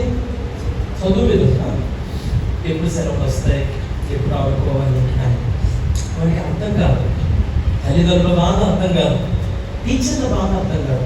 ఈ రోజున సేవకుడి బాధ కూడా మీకు అర్థం కాదు. మీకు చెప్తుంటే పని తర్వాత దేవుడి సన్నిధి ఉందంటే పోవయ్యా చెప్పొచ్చావులే, కానీ ఎప్పుడు మీకు ఏమైనా శాఖలు చేసుకుంటే మేము వడమంటాయా, మీకు ఏమైనా వడమ చేయమంటావా, మా బతుకంతా మీ కాళ్ళ దగ్గర పక్కడానికి మేము మనం అనుకున్నాం, మేము బాధ్యతలు అనుకుంటున్నా. మీకు అర్థం కావట్లేదు దేవుడి పని చేయడం భాగ్యమని. దేవుడి పరిచర్యలో మీరు బాలి మనస్సుగా మార్చబడితే అది గొప్ప జీవితం అని మీకు తెలియట్లే. మీకు చెప్తుంది కూడా, అమ్మా ఇక్కడ ఉన్నాయని తుచ్చమేనేమా, రోగం వచ్చి చచ్చిపోయితే వాడికి పరలోకం లేదు, పాపం చేసి చచ్చిపోతే వాడికి పరలోకం లేదు. రోగిష్ఠుడు అంటే శరీర సంబంధమైన రోగం కాదు నేను చెబుతుంది, ఆత్మ సంబంధమైన రోగం. ప్రార్థన చేయకపోవడం రోగం, ఉపవాసం ఉండకపోవడం రోగం, అవిధేయతతో బ్రతకటం రోగం, ఎంత వాక్యమైనా జీవితంలో మార్పు లేకుండా ప్రవర్తించడం రోగం. ప్రియలేదా, ఈరోజు నేను ఒక మాట ఎందుకు చెప్తాను, చాలా మంది దైవజనులు ఇక్కడ ఉన్నారు, వాళ్ళు చేస్తున్నటువంటి ప్రాంతాలలో నేను ఒక మాట యథార్థంగా మీకు చెప్తున్నాను. ఈనాడు వాళ్ళకి అవసరతను వాళ్ళ సంఘంలో ఎన్నడూ వ్యక్తపరచు. ఒక దైవజనుడు, నిజమైన దైవజనుడు మంచినీళ్ళైనా తాగి కడుపు మార్చుకొని దేవుడి కోసం నిలబడి దేవుడు పని చేస్తాడు. ఎందుకంటే ప్రజలు పోషించబడి, ప్రజలు ప్రత్యేకించబడి, దేవునితో అంటుకట్టబడిన ప్రజలుగా, జనాంగముగా మార్చబడటమే ప్రతి దైవజనుడి దర్శనం. దానికోసం దేవుడు సేవకులు ఏర్పాటు చేసుకుంటే ఈ రోజున నేను వ్యక్తిగతంగా మిమ్మల్ని ఒక్కొక్కరిని నేను పేరెత్తి చెప్పకపోయినా మిమ్మల్ని వ్యక్తిగతంగా అందరిని అడుగుతున్నాను, మీరు వాక్యం వింటున్నారా? ప్రతి వారం మీరు మందిరానికి ఎందుకు రావాలి? మీరు పట్టాలు వేయకపోయినా పర్వాలేదు, చాపలు వేయకపోయినా పర్వాలేదు, మందిరం తొడవకపోయినా పర్వాలేదు, మీరు మాకు ఏ పని చేయకపోయినా పర్వాలేదు, మీరు దేవుడికి నమ్మకంగా బతకండి. మీలో ఉన్న అవిధేయతను తీసేసుకోండి. దేవుడికి దూరం అయిపోయి మీరెట బతుకుతారు? దేవుడి సన్నిధికి దూరం అయిపోయి మీరెట బతుకుతారండి? దేవుడి సన్నిధికి దూరం అయిపోయిన బ్రతుకు అసలు ఒక బ్రతికేనా? మమ్మల్ని చూడండి, అందరికీ మేము దూరం అయిపోయి మా కుటుంబీకులు ఒకవేళ మమ్మల్ని నిందిస్తున్న వాటిని కూడా పట్టించుకోకుండా ఒంటరిగా మేము ప్రభు కోసం నిలబడి పనిచేస్తున్నాం. మాకు మీకుల ఆర్థిక ఇబ్బందులు ఉన్నాయి, మాకు మీకుల అనారోగ్యాలు ఉన్నాయి, ఎన్నో కఠినమైన పరిస్థితులు మాకున్నాయి. ఏనాడైనా వాటిని మీ ఎడల మేము వ్యక్తపరిచామా? మా జీవితంలో దర్శనం ఒకటే, మీరందరూ ప్రభు కొరకు బ్రతకాలని. ఎంతో మంచి ప్రత్యక్షతలు ఆ సీనాయి పర్వతం మీద మోషే 40 రాత్రులు 40 పగలు గడిపి ప్రజల యుద్ధకి దేవుడి ప్రత్యక్షతను పట్టుకొని వస్తే కింద ప్రజలు ఏం చేశారు చెప్పండి? కింద ప్రజలు ఏం చేశారు? దూడ బొమ్మను చేసుకొని దాని మీద ఏం చేస్తున్నారు? ఎప్పుడైనా దేవుడి సన్నిధిలో నాట్యమైన అనుభవాలు మనకు ఉన్నాయా? లోకంలో గంతులేసి చిరులేసి మనసు అవుతుంది, దేవుడి సన్నిధిలో గంతులేసి ఆనందించే మనసు ఉందని. ఇక్కడికి వచ్చిన తర్వాత నీరసంగా మొహం అంతా మార్చుకొని నీ సొమ్మంతా నేనేదో తిన్నట్టు, ఏదో నేనేదో అన్నట్టు నా మీద నేను అడుగుతూ ఉంటావు, దేవుడి మీద అడుగుతూ ఉంటావు. ఈ రోజు ఉన్నట్టు రేపు ఉండవు, ఈ రోజు పాడినట్టు రేపు పాడవు, ఈ రోజు చేసినట్టు రేపు చేయవు, ఈ రోజు ఇచ్చినట్టు రేపు ఇయ్యవు. ఏందో నువ్వెందుకు ఇటు అయిపోతున్నావు? వాక్యం నిజంగా వినట్లేదు కదా, నిజంగా వాక్య కార్యం నీ హృదయంలో జరగట్లేదు కదా. నేను ఎంత బాధతో పనిచేస్తున్నాను, సారీ దైవజనులు అందరూ ఎంత బాధతో పనిచేస్తున్నాను. నేనంటే అందరూ, నేనంటే నిలబడి అంటున్నానని మాట్లాడుతున్నాను, కానీ నేనంటే మేము అందరం దైవజనులు ఎంత బాధతో పనిచేస్తున్నాం, ఎంత మంచి మనసుతో మీ ఎడల మేము పనిచేస్తున్నాము. మేము ఎప్పుడైతే ఏదైనా ఈవిని అపేక్షించి మీ మధ్యలో పనిచేసామో మీరందరూ వినండి. మీకు తెలియదు, నా పిల్లగాడు పుట్టినరోజు అంటే వాడి ఇంటి దగ్గర ఉన్నాడు, నేను సభలో తెలుసు మీ అందరికీ. మా నాన్నగారు చచ్చిపోతే మా నాన్నగారి నాన్నగారిని సమాధి చేసిన మరుసటి రోజు కర్నూలు దగ్గర డోనడి ప్రాంతంలో మీటింగ్లోకి పోయాను. మా నాన్న నేనే సమాధి చేసుకున్నాను. తెలుసా అందరికీ? సేవలో మేము ఎక్కడ ఆగిపోలేదు. తండ్రులు చచ్చిపోయిన ఆగిపోలేదు, నిందలు వచ్చిన ఆగిపోలేదు, అవమానాలు కలిగిన ఆగిపోలేదు, అనారోగ్యాలు వచ్చిన ఆగిపోలేదు. మీకు ఏం చెప్పాలి? నితండ్రుడు ఎక్కడ ఎడం చేయ ఒక రోజు నాకు పూర్తిగా పని చేయలేదు. మీకు చెప్తే భయపడతారంటే నేను చాలా మందికి చెప్పలేదు. డాక్టర్ గారు నాకు చెప్పిన మాట, ఆయన పాస్టర్ గారు మీకు పడుకోవాలి, నిద్ర మీకు అసలు ఉండట్లేదు, కళ్ళు పాపలు చచ్చిపోతాయి, నిద్ర పాపలు చస్తాయి, మీరు అట్లా చేయకూడదు, మీ ఆరోగ్యం పాడైపోయింది అని చెప్తున్నాను. ఈరోజు మీ ఆరోగ్యాన్ని నిర్లక్ష్యం చేస్తాను. కారణం ఏమిటంటే మీకు నేర్పిద్దామని, దేవుడి కొరకు పథకం నేర్పిద్దామని. మీరేమో ఉన్న పాటన మొహాన్నే మాట్లాడుతున్నారు, మొహాన్నే అవిధేయులు అవుతున్నారు, చెప్పినప్పుడు విన్నట్టే చేస్తున్నారు. అట్లనేనయ్యా అంటున్నావు నువ్వు, అలాగేనేనండి అని మాట్లాడుతున్నారు. అవతలికి వెళ్ళిన తర్వాత నీ ఆలోచన ప్రకారం నీ ఉద్దేశానుసారంగా మీరు ఎంతకాలం బ్రతుకుతావు? మందిరం అంటే ఏమనుకుంటున్నారు మీరు? నేను ఒక మాట మీ అందరికీ చెప్తాను. ఎప్పటికైనా ఇది మనది కల్చర్డ్ కదా, మన ఊరి పేరు ఏం పేరు? కల్చర్డే కదా. కల్చర్డ్ అనే ఊరికి ఒక దారి ఉంది. ఆ దారిలోకి వస్తేనే నీకు కల్చర్డ్ వస్తుంది. నువ్వు మిగతా ఎన్ని దారులు తిరుగుకుంటా ఉన్నా నీకు ఈ ఊరు రాదు, నువ్వు తిప్పలు పడాల్సి వస్తుంది. నువ్వు ఎన్ని దారులు తిరిగినా మళ్ళీ ఈ రోడ్డుకు నువ్వు రావాల్సింది. దేవుని మార్గం కూడా అట్లా. నువ్వు ఎన్ని పాపాలకి ఎంత దుర్మార్గంతో బతుకు, ఎంత అవిధేయతలో వెళ్ళనిపరచు. నువ్వు ఇంత వాక్యం నీ దైవజనుని గుండెకి భారమైన వ్యక్తిగా నువ్వు సంఘంలో మిగిలిపోయిన నా దేవుడు, నేను మరలా చెప్తున్నాను, ఈ పూట కూడా నా దేవుడు నిన్ను ప్రేమిస్తున్నాను. నేను నిన్ను వదులుకోవడానికి నా దేవుడు ఇష్టపడట్లేదు. అందుకోసం ఈ పూట నేను కూర్చోబెట్టుకొని నా దేవుడు నీ మీద ప్రేమ బాధ్యతతో నీతో మాట్లాడుతున్నాడు. వాక్యం విన్నాక మాట్లాడమా, వాక్యం విన్న తర్వాత అట్లా ప్రవర్తించమా. మీ బంధువులు వస్తారు అనుకుంటున్నామేమో. నేను ఒక మాట చెప్తాను, మీరందరూ జాగ్రత్తగా వినండి. విశ్వాసంగా చెప్పండి, అబద్ధం అనుకుని చెప్పండి. కొడుకుకు పెళ్ళింది, తండ్రి ఉన్నాడు, తండ్రి కొడుకులు ఇద్దరు రోడ్డు మీద వెళ్తున్నారు. ఇద్దరికి రోడ్డు మీద వెళ్తుంటే ఒక డబ్బుల మూట దొరికింది అనుకోండి. నిస్వార్థంగా అబద్ధం అనుకుని చెప్పాలి. ఈయనకి కుటుంబం ఉంది, ఆయనకి కుటుంబం ఉంది, ఆయన బతుకుతున్నాడు, ఈయన బతుకుతున్నాడు, తండ్రి కొడుకులే. ఇప్పుడు ఆ మూట దొరికినప్పుడు ఇద్దరు సమానంగా పంచుకునే దానికంటే మొత్తం నా ఒక్కడికి దొరికితే బాగుండన్న ఆలోచన మనుషులుగా ప్రతి ఒక్కరికి ఖచ్చితంగా ఉండదా? అలా కొంత వీళ్ళ కొంత బాగుంటుంది అనిపిస్తుందా? మాటికి అట్లా అంటాం, కానీ చివరికి వచ్చి ఎవరి స్వార్థాలు వాళ్ళు చూసుకుంటారు. ఎవరి స్వార్థాల కోసం మీరు బలిగా మాకండి, దేవుడి వాక్యాన్ని పక్కన పెట్టమాకండి, దేవుడి చిత్తాన్ని పక్కన పెట్టమాకండి. ఇదిగో వీడు ఒంటరి అయ్యాడు, యాకోబు ఒంటరిగా మిగిలిపోయాడు, ఏం చేయాలి అర్థం కాలేదు. ఆ రాత్రి ఒక అద్భుతమైన పని చేశాడు. ఏంటంటే దేవుని పాదం పెట్టుకున్నాడు. ఆ స్థలంలో దేవుని మహిమను అనుభవించాడు. ఏం జరిగిందో నేను కొన్ని మాటలు చదివిసి ముగిస్తాను. టైం అప్పుడే ముందుగా వస్తున్నాను. సరే నేను త్వరగా ముగించడానికి ప్రయత్నం చేస్తాను. 28వ అధ్యాయం, ఆదికాండం 28వ అధ్యాయం 16వ వచనం చూడండి. 28:16 15 నుంచి చదవను. ఇదిగో నేను నీకు తోడై ఉండి నీవు వెళ్ళు ప్రతి స్థలమందు నిన్ను కాపాడుచు ఈ దేశమునకు నిన్ను మరమారపించను.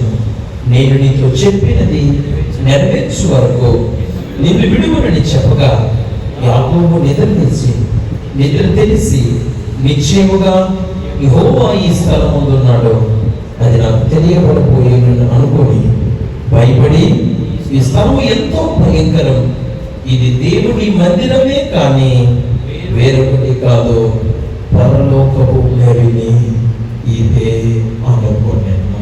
అల్లు చెప్పండి. This is the gate of haven అని ఇంగ్లీష్లో ఉంటుంది. పరలోకపు గవిని అంటే ద్వారం. అందరూ వినండి, రేపు పరలోకంలో ప్రవేశించాలంటే మందిరాన్ని దేవుడు ద్వారంగా పెట్టాడు. అందరు వింటున్నారు కదా? అక్కడ పరలోకానికి వెళ్ళడానికి ద్వారం ఏంటిది? మందిరం అన్నాడు అందరూ. ఇదేంటిది? ఈ మందిరం ఏంటిది? పరలోకపు గవిని అన్నాడు. కొంచెం గట్టిగా చెప్పండి. ఇప్పుడు నేను ఏమంటానంటే, దీని గుండానే రేపు ఆయన రాజ్యానికి వెళ్ళాలి. నువ్వు ఇక్కడే ఒక పనికిరాని వ్యక్తిగా మిగిలిపోతే, ఈ మందిరంలోనే ఒక సరి అయిన ప్రవర్తనతో నడిపించబడలేని వ్యక్తిగా నువ్వు మిగిలిపోతే, రేపు దేవుని వచ్చేవాడు నువ్వు ఎట్లుంటావు? ఇక్కడే నీకు సమర్పణ లేదు, అక్కడ ఎట్లుంటావు? అక్కడ దేవుని దూతలు నిత్యము పరిశుద్ధుడు పరిశుద్ధుడని గాన ప్రతిగానం చేస్తారు తెలుసా? అక్కడ ఆకలి డబ్బులు లేదు తెలుసా మీకు? దేవుని సన్నిధి ఎప్పుడు వికటమైన మహిమతో తేజస్సుతో నింపబడిన స్థలంలో నువ్వు ఇక్కడే దేవుని మహిమను అనుభవించలేను. నువ్వు రేపు అక్కడ దేవుని మహిమను ఎట్లా అనుభవిస్తావు? నేను ఒక మాట మీ అందరికీ కూడా చెప్పాలి. ఇది ద్వారం, పరలోకానికి ద్వారం దేవుని మందిరం. ఈ మందిరంలో నమ్మకముగా పరిశుద్ధంగా యథార్థంగా బ్రతికిన ప్రతి ఒక్కరు రేపు ఆయన గుమ్మములో ప్రవేశించడానికి అర్హులుగా మార్చబడతాడని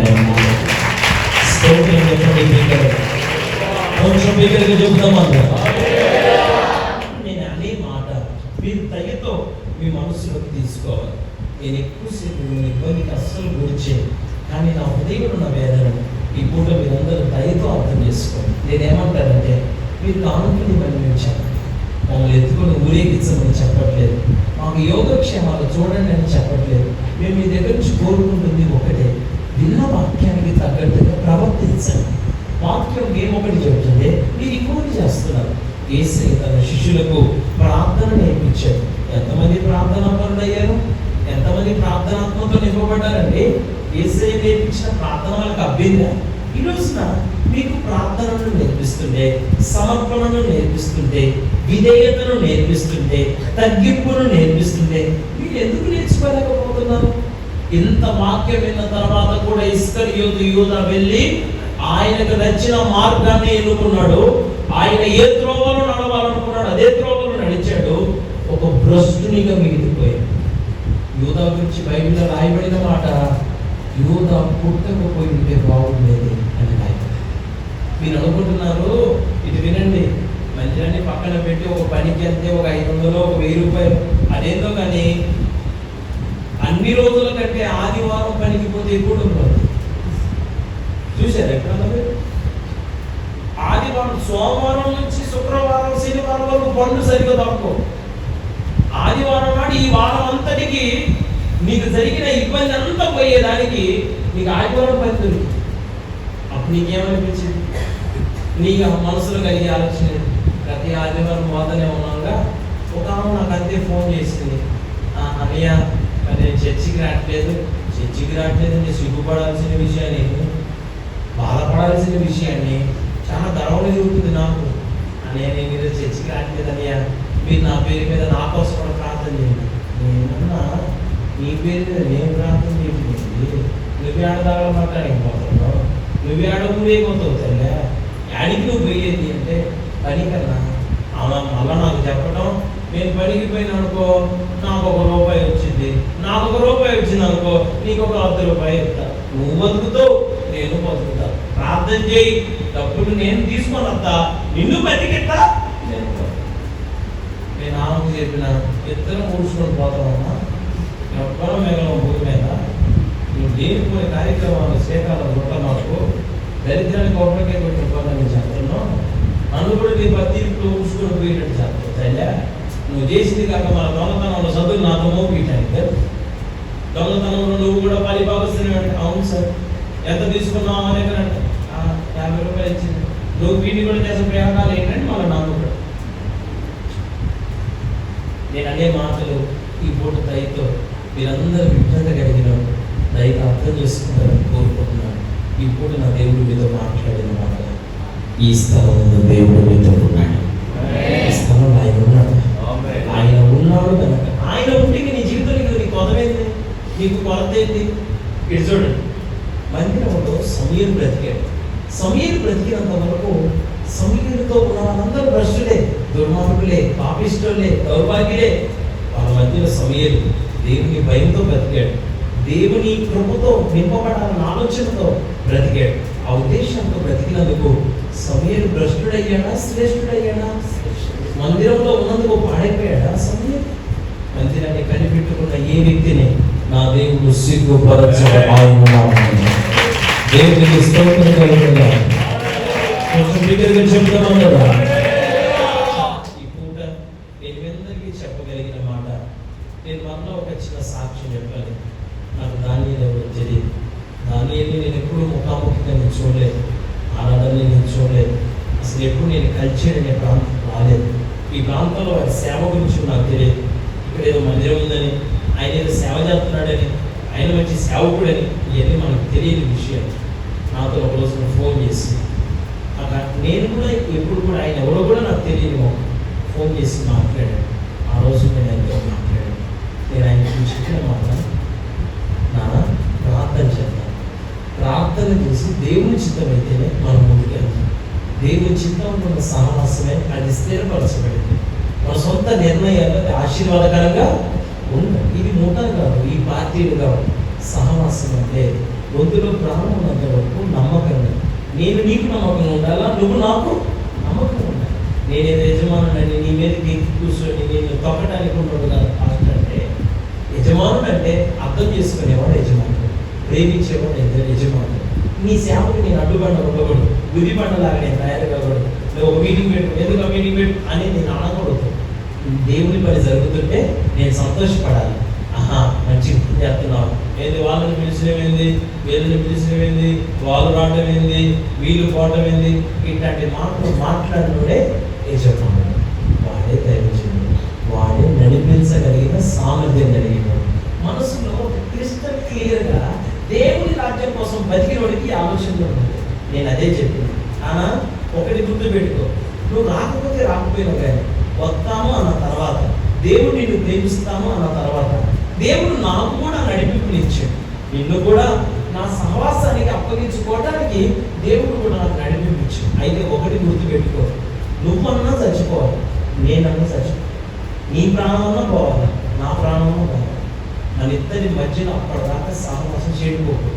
నేను ఏనాడైనా నీకు ఇబ్బందికరంగా ఉంటే నువ్వు సూటిగా నాతో మాట్లాడవచ్చు. అయ్యా కొంచెం మీ మాట నాకు ఇబ్బందికరంగా ఉన్నాయా, మీరు ఇబ్బందికరంగా నన్ను ప్రవర్తిస్తున్నా, నాకు చెప్పు, నేర్చుకుంటా, దిద్దుకుంటా, సరి చేసుకుంటా.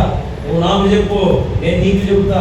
ఇద్దరం కలిసి మందసాన్ని మోద్దాం, ఇద్దరం కలిసి దేవుని రాజ్యాన్ని మనము పరిగెత్తుదాం, ఇద్దరం కలిసి దేవుని రాజ్యాన్ని ప్రజల మధ్యలోకి తీసుకొని పోదాం. ఈ నిర్ణయం అడుగులేశాను. లేకపోతే ఇంత దూరం నేను మొదట ఎంత ఆలోచన చేశాను, అవసరం లేదన్నట్లుగానే నేను అనుకున్నాను. అది అస్సలు కుదిరే పని కాదనుకున్నాను, నా వల్ల కానే కాదనుకున్నాను. నేను ఎట్లా చేయాలి అన్న భావన నా మైండ్లో ఉంది. అయినా ఒక మాట, నేను ఎక్కువ ప్రార్థన చేస్తాను. మీలో చాలా మందికి తెలుసు, తీర్మాన పండుగలకు మాంసకులు వస్తున్నారు. నాకు ప్రార్థన అంటే ఇష్టం, మొక్కల జీవితం అంటే ఇష్టం, దేవుడి కొరకు బ్రతకడం అంటే నాకు ప్రాణం. నేను ఎవ్వరు ఎంతమంది నాతో ఉన్నవాళ్ళు నన్ను నిందించిన నేను పట్టించుకోను, నన్ను ఒక చిన్న పిల్లగాడు ద్వేషించిన నేను అసలు పట్టించుకోను. నన్ను ఎవ్వరు ఇన్ని అనుకుంటున్నా, ఎప్పుడు నేను ఒకటే గుర్తు పెట్టుకుంటాను. ఏంటో చెప్పిన, మన గురించి చెడుగా మాట్లాడేవాడు ఎప్పుడు మన వెనకే ఉంటాడు. వాడి ముందు ఎప్పుడు దేవుడు, వాడి కంటే ఒక్క ముందు దేవుడు వాడిని ఉంచుతాడు.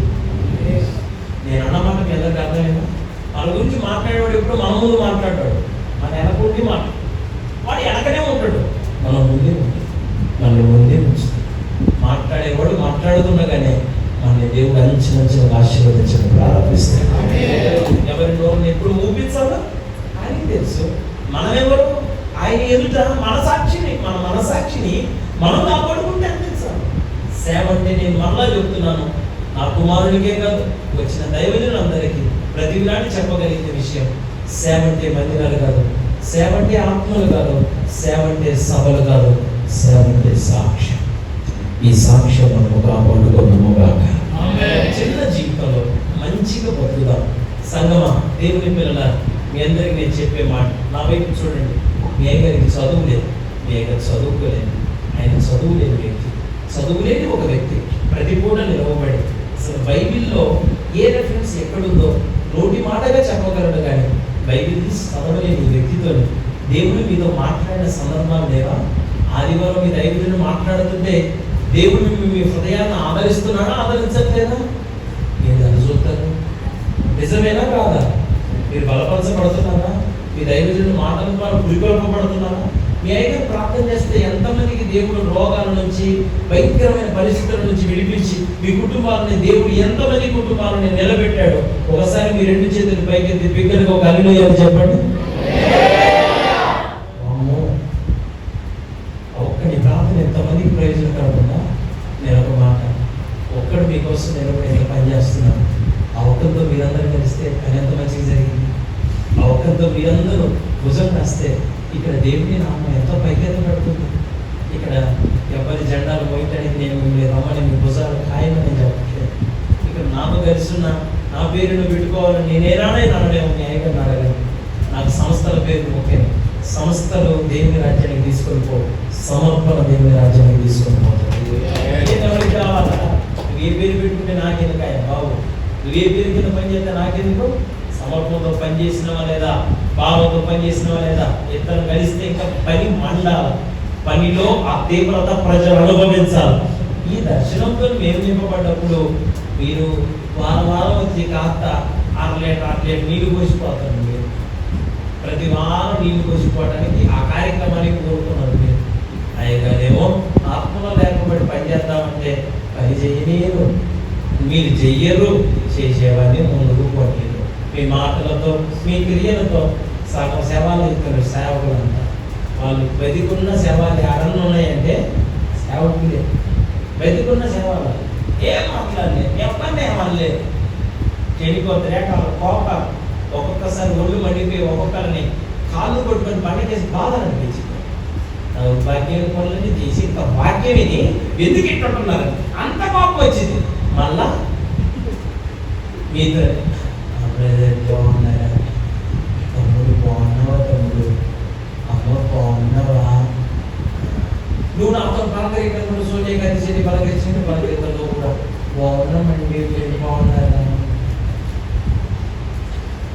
నేనే ఒక మాట మనసులో ఉంచుకోండి.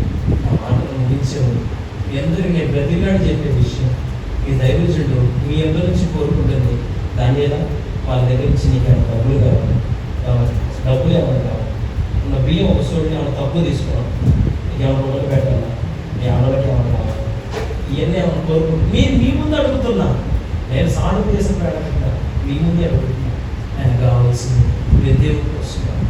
నాకు ఎప్పుడు ఫోన్ చేసినా మీరు నంబర్, ఎప్పుడు ఫోన్ చేసినా మీ గురించి ఏడుస్తారు, మీ గురించి ఏడుస్తారు, మీ గురించి ఏడుస్తారు. ఆయన బాధంతా మీ గురించి, బాధ మొత్తం మీదే. ఆయన గుండె నిండా మీదే. నా సంఘం, నా బిడ్డలు, నా బిడ్డలు, నా బిడ్డలు, నా బిడ్డలు మీ గురించి ఆయన గుండె కొట్టుకుంటుంది. ఆ గుండెని కాత ఆగేటట్టు మీరు కాత కొద్దిగా బిస్కెట్ అంటే ఏదన్నా చెయ్యండి. ఆ నాన్న నిలబెడతారా, ఇంకా ఎందుకు లేనా నాయన ఊరికే రాడన్నా ఈ తిన్నాను అనుకుంటే మీకేం చేయాలంటే అది చేయండి. కానీ మీరు మాతోనే ఉన్నట్టుండి మీరు అవిధేయులుగా ఉంటే మా ముందే తప్పుకోండి. వాక్యం విని దుర్మార్గంగా ప్రవర్తిస్తే మా మనస్సు గాయమవుతుంది. మేమేంగా బాధపడితే దేవుని విషయం ఎంత దుఃఖపడతాడు. ఈ పూట ఒక్కటే గుర్తుపెట్టుకోండి, ఇది దేవుడు నీకు నేర్పించే అద్భుతమైన స్థలం. నీకు నేర్పడానికి ఎంతోమంది దైవజనులు దేవుడు నిలబెట్టుకున్నాడు. ఆయన నామములో నిలబెట్టుకునే దైవజనుల ద్వారా అందరం దేవుని క్రమాన్ని నేర్చుకోండి. చూడండి, నేను మళ్ళా చెప్తాను, ముగిస్తాను. నా వైపు చూడండి, అందరూ మీరందరూ మీరు మీ బంధువుల కోసం వాళ్ళ అవసరాలు ఆదుకోవడానికి మీరు పోండి, వాళ్ళ ఇబ్బందులు ఆదుకోవడానికి పోండి. నేను పోవద్దని చెప్పి పోండి. వాళ్ళకి సహాయం చేయండి, వాళ్ళకి శాఖలు చేయండి. వాళ్ళ హాస్పిటల్లో పడితే వాళ్ళతో పాటు ఆ పరుపుల కింద పండుకొని దోమలు గుర్తించుకొని బెదురు కూడా తెచ్చుకోండి. మొత్తం ఇదంతా అయిపోయిన తర్వాత వాళ్ళు నేను అనే మాట ఏంటో చెప్పనా, కోసం నీకు ఖాళీ ఉంది కాబట్టి కూర్చున్నావు. నేనేమన్నా నిన్ను జుట్టు పట్టుకొని గంట పట్టుకొని కాలు చేతులు కట్టేసాము తెచ్చిన హాస్పిటల్కి. నీకు వీలుంది, రావాలనిపించింది, వచ్చినావు, దోమలు గుర్తించుకున్నావు, బెదురు తెచ్చుకున్నావు, మలేరియా టైఫాయిడ్ తెచ్చుకుని అన్నేమన్నా నేను రావాలా అన్న మాట వరుస అన్న నువ్వే వచ్చావు సట్టే సాగు బతికితే బతుకనేవాళ్ళు విన్నాను. నేను అన్నమాట అర్థమవుతుంది అందరికీ. మీకోసం కడుపు పెట్టుకొని ప్రార్థించే వాళ్ళు ధరించాను, మీకోసం కన్నీళ్ళు కలిసి ప్రార్థన చేసే వాళ్ళు ధరించాను. మిమ్మల్ని గుండెని మోసం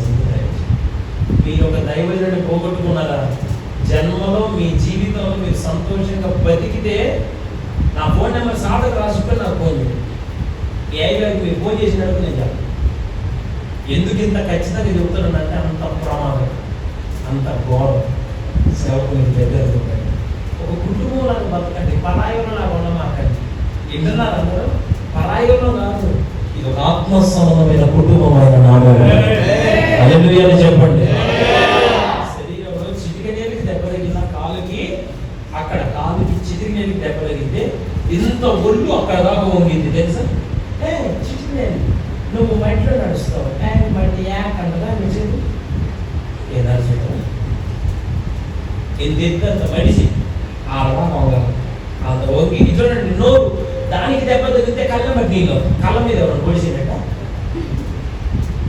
కళ్ళలో నీళ్ళు ఎందుకు వచ్చినాయి? శరీరం అంటే కింద దెబ్బ తగిలితే కళ్ళు పనిచేస్తాయి. నోరు చూడండి, అక్కడ చేతులు సర్వీస్. కాలు మొత్తం నడిచేటప్పుడు కాలు ఎట్టేసింది, కాలు ఎట్టబడి పచ్చలు దొరుకుతున్న కాళ్ళని నిదానంగా ఇప్పుడు ఈ కాలు ఎత్తి ఆ శరీరానికి ఇంకా దెబ్బ తగ్గలేదు. శరీరం సంగమం చెప్పండి. ఇక్కడ ఎవరికన్నా బాధగలిగితే అందరూ కూర్చొని ఎడవాలి. ఆ కుటుంబం కోసం అందరూ అందరాలి. సార్ నేను మరలా చెప్తున్నాను, సంస్థల్ని నిలబెట్టడానికో మా పేరుని ఎక్స్పోజ్ చేసుకోవడానికో మేము ఈ పని చేయట్లేదు. మా మటుకు నేను నా పిల్లగాడితో కలిపి నేను ఈ మాట చెప్తున్నాను. మా అబ్బాయి దాన్ని మీ పాస్టర్ కలిపి నేను ఈ మాట మీ ఇద్దరు కలిసి చెప్తున్నాను ఈ మాట. సహవాసాలు చాలా నిస్వార్థమైన మనసు, దేవుని ఎదుట రేపు లెక్క చెప్పవలసిన వ్యక్తులుగా నిలవబడి మాట నేను చెప్తున్నాను. మేము వేరే ఏ ఉద్దేశంతో నీ పని చేయట్లేదు. కేవలం రేపు మీరందరూ ఆ నరకం నుండి తప్పించబడటకే, ఆ సింహాసనము మీద మీరు ఆశీర్వాదాలు మార్చబడి కొరకే, ఆ జీవ కిరీటాన్ని మీరందరూ పొందుకోవడం కొరకే. అదే ఉద్దేశం. నిజంగా మా గుండె కోసి మీరు చూడండి, మా కోసం మీరు ప్రార్థన చేయండి. మా గుండెలు పోయేది కానీ ప్రార్థన చేయండి. సార్ అయ్యా ఆ పాస్టర్ గారు ఎట్ట అంటాడు, అయ్యా ఒకసారి ప్రార్థన చేయండి. నువ్వు 4 రోజులు మంచం కూడా బయట లేవు, అంత ఏడుతుంది, అంత బాధపడు. నా గురించి అయితే నేను చాలా చెప్పగలను, యథార్థంగా చెప్తాను. నా గురించి మీరు ప్రార్థన చేస్తున్నాడు. మీరు దౌర్భాగ్యుడా, యాదవాపరిమన్నాడా, మరి ఎవడే ఎన్నెట్టుకోవాలన్నాడని మీరు ప్రార్థన చేయండి. దేవుడు అనేవాడు ఉన్నాడు కనుక మీతో మాట్లాడు. ఎందుకు చెబుతున్నాను తెలిసిన ఈ మాటలు? మంచి మనసుతో పనిచేస్తాం, నిస్వార్థమైన హృదయంతో పనిచేస్తాం. మీరు దేవుడి దగ్గర లెక్క చెప్పాలన్న మంచి హృదయంతో పనిచేస్తాం. నేను ఒక్కటే మాట మీ అందరికీ చెప్తాను, విన్న వాక్యానికి తగ్గట్టుగా సంఘంలో నడవండి. ఒకటి విని ఇంకోటి చేయమాకండి. వాక్యాన్ని ఒకటి విని ఇంకొక రకంగా ప్రవర్తించమాకండి.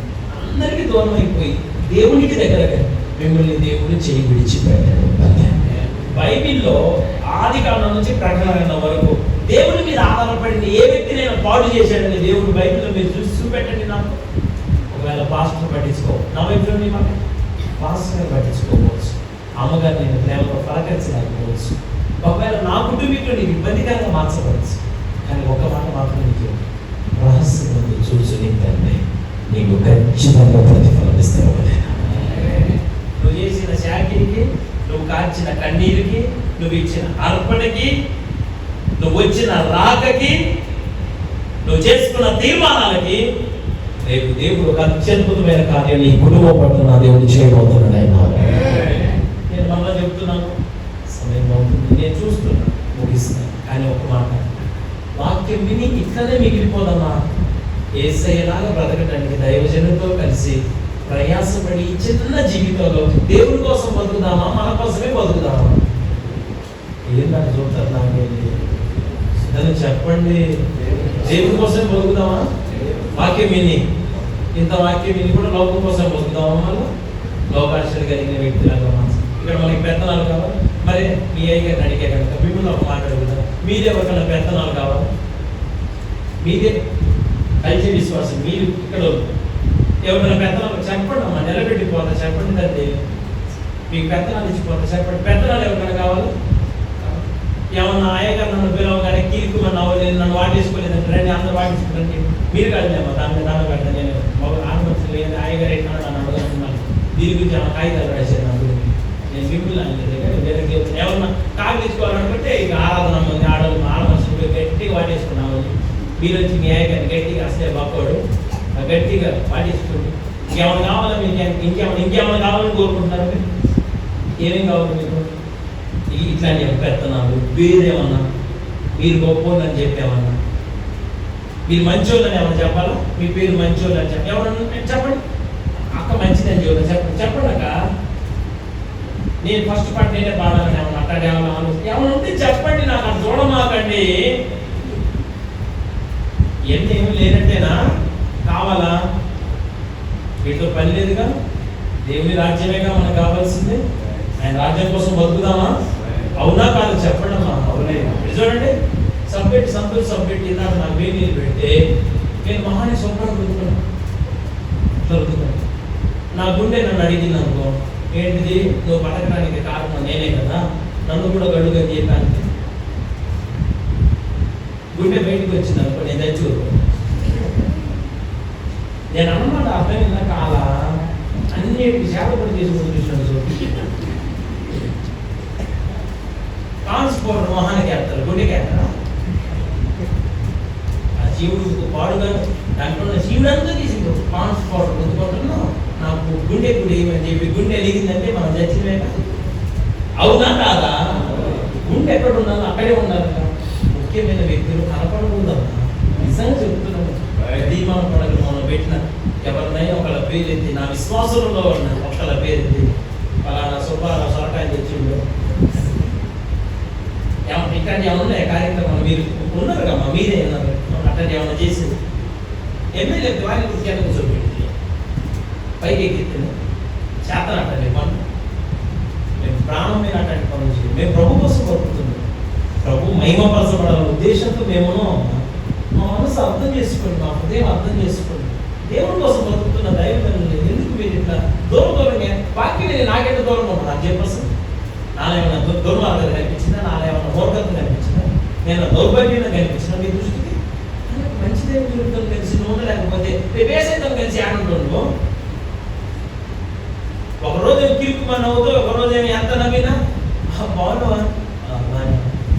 కాదు బాగు బాగా ఉన్నా అన్నాగా, అదే కాదు బాగు బాగున్నారండి. ఎన్నిసార్లు చెప్పాలి? నన్ను విసిగించుకోవాలి.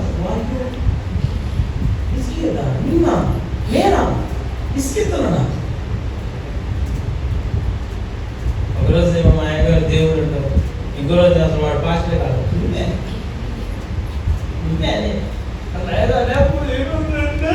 అని ఏడు చేతులు ఇవే. అసలు వాడు బట్టి నేను ఎట్టున్నానని చెప్పాను. ఈ శాఖలో నేను మామూలుగా నా ఇంటి దగ్గర పని చేసుకుంటే ఇప్పటికి ఎన్ని కోటలు కట్టేవాడినంటే, ఎన్ని మూటలు కట్టేవాడు అంటే ఇదంతా కారణం పాస్టర్ అమ్మా. మంచి మనసు మరలా చెప్తున్నా, మంచి మరలా మనం ఇన్నిసార్లు చెప్తున్నా, నన్ను అర్థం చేసుకోండి. మంచి మనసుతో చెప్తున్నాను.